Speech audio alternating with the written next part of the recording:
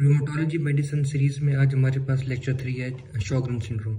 याद रखें कि शॉगरेन सिंड्रोम जो है is an autoimmune disorder which is more common in female of age around 40 to 60 year. याद रखें कि जो उसकी पैथोफिजियोलॉजी है उसमें सिंपल यही है कि जो लिम्फोसाइट्स होते हैं, जो आपके इम्यून सेल्स हैं, वो आप लोगों के एक्सोक्राइन ग्लैंड्स को इन्फिल्ट्रेट करते हैं, जिससे मेनली सलाइवरी और लेक्रिमल ग्लैंड शामिल हैं। ठीक है, सो ये इसकी छोटी सी पैथोफिजियोलॉजी थी। काजेज में याद रखें, मैं आप लोगों को बताता हूँ कि जो भी ऑटोइम्यून डिसऑर्डर होता है उसकी जो प्राइमरी कॉजेज है वो अननोन होती है। सेकेंडरी काजेज में याद रखें एसोसिएशंस होती हैं, रिस्क फैक्टर्स होते हैं, लेकिन प्राइमरी काज एडियोपैथिक होती है। इसमें भी एडियोपैथिक ही है। क्लिनिकल फीचर्स की जहाँ तक बात है, याद रखें अगर सलाइवरी ग्लैंड या लेक्रिमल ग्लैंड अफेक्ट होगा तो उसके मुताबिक क्लिनिकल फीचर्स होंगे या नहीं। याद रखें जब लेक्रिमल ग्लैंड आपका इन्फिल्ट्रेट कर जाएगा तो टीयर्स प्रोडक्शन नहीं होगी। जब टीयर प्रोडक्शन नहीं होगी तो ड्राई आइज की कंप्लेंट होंगी, टीयर प्रोडक्शन की डिक्रीज प्रोडक्शन होगी और हमारे पास बर्निंग सेंसेशन और इचिंग की कंप्लेंट्स होंगी। अगर आप लोगों का सलाइवरी ग्लैंड जो है याद रखें अफेक्टेड है तो उसमें ड्राई माउथ की कंप्लेंट होंगी या नहीं, डिस्फेगिया होगा, डिफिकल्टी स्पीकिंग होगी और डेंटल कैरीज होंगे। ठीक है, अगर लिम्फोसाइट इन्फिल्ट्रेट करेंगे तो जाहिर सी बात है पैरोटिड ग्लैंड की लैमिनल भी हो सकती है या नहीं। और याद रखें आर्थ्राल्जिया, आर्थराइटिस और fatigue it's common symptoms of any autoimmune disorder. ठीक है, फिर बाज़ औक़ात कभी कभी प्राइमरी और सेकेंडरी शॉगरेन सिंड्रोम में भी डिफरेंस पूछ लिया करते हैं एग्जामिनर्स। सो प्राइमरी शॉगरेन सिंड्रोम होता है जिसमें आप लोगों के पास कोई अदर रिमोटोलॉजिकल डिजीज नहीं होती, सिर्फ ड्राई आइज होंगी और ड्राई माउथ होगा। सेकेंडरी शॉगरेन सिंड्रोम के हवाले से याद रखें कि ड्राई आइज भी होंगी, ड्राई माउथ भी होगा, लेकिन इसके साथ कोई और कनेक्टिव डिसऑर्डर भी हो सकता है जैसे रूमेटॉइड आर्थराइटिस, स्क्लेरोडर्मा वगैरह। सो ये एक छोटा सा डिफरेंस था इन दोनों के दरमियान में। एक जो हमारे पास बहुत इंपॉर्टेंट पॉइंट है इसके हवाले से वो ये है कि these patient have an increase risk of non Hodgkin lymphoma, और यही काज होती है डेथ की इन पेशेंट्स के अंदर।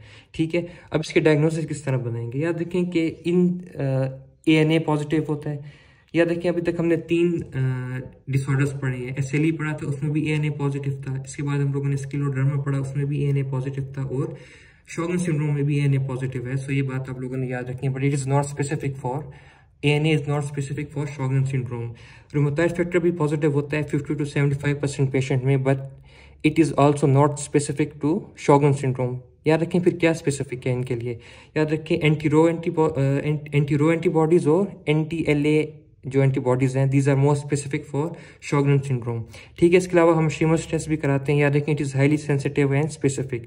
सो इसमें सिंपल क्या होता है कि फिल्टर पेपर जो है वो आप लोगों की आइज में इंसर्ट करते हैं और एक स्पेसिफिक टाइम के लिए जो है याद रखें जो टीयर्स की सेक्रीशन है उसको हम लोग कैलकुलेट करते हैं। जाहिर सी बात है पेशेंट में शॉगरेन सिंड्रोम उसमें जो टीयर प्रोडक्शन है वो कम होगी। और जो मोस्ट एक्यूरेट टेस्ट है याद रखें वो बायोप्सी है ऑफ एक्सोक्राइन ग्लैंड, उसमें जाहिर सी बात है आप लोगों को लिम्फोसाइट इन्फिल्ट्रेशन शो होगी। सो ये थी डायग्नोसिस के हवाले से। याद रखें as far as the treatment is concern, याद रखें कि जो आप लोगों के पास ग्लैंड्स होते हैं, स्वेट ग्लैंड है या लेक्रिमल ग्लैंड है, उसके ऊपर मस्कुरेनिक एगोनिस्ट होते हैं। ठीक है, जब मस्कुरेनिक एगोनिस्ट होंगे, मस्कुरेनिक रिसेप्टर्स होते हैं सॉरी, सो इनकी अगर प्रोडक्शन हम लोगों ने बढ़ानी है तो मस्कुरेनिक एगोनिस्ट कोई ड्रग देंगे या नहीं। सो पाइलोकार्पिन हम लोग देंगे टू ट्रीट दिस पेशेंट। ठीक है, वो मस्कुरेनिक एगोनिस्ट है, उधर वो रिसेप्टर्स पे जाता है और इन ग्लैंड से सेक्रीशन को इन्हांस करता है। इसके अलावा याद रखें आप लोग आर्टिफिशियल टेयर्स दे सकते हैं फॉर ड्राई आइज, और इसके अलावा आप लोग गुड ओरल हाइजीन रखें। इसके अलावा मैंने आप लोगों को बताया था कि अगर आर्थ्राल्जिया या आर्थराइटिस है तो उसके लिए आप एनसेड्स दे सकते हो, अगर एनसेड्स काम नहीं करे तो स्टीरॉयड दे सकते हो। और लास्ट में एक चीज़ लिखी हुई है, evaluate the patient for lymphoma. मैंने पीछे आप लोगों को बताया है कि the patient with Sjogren syndrome have increase risk of non Hodgkin lymphoma. So lymphoma के लिए भी आप लोगों ने एवेल्युएट करना है ताकि अगर कोई डायग्नोसिस बन जाए तो आप टाइम पर उसको ट्रीट कर सकें। So this is all from my side regarding Sjogren syndrome. याद रखें कोई अगर आप लोगों को क्वेश्चन हो तो you guys are more than welcome.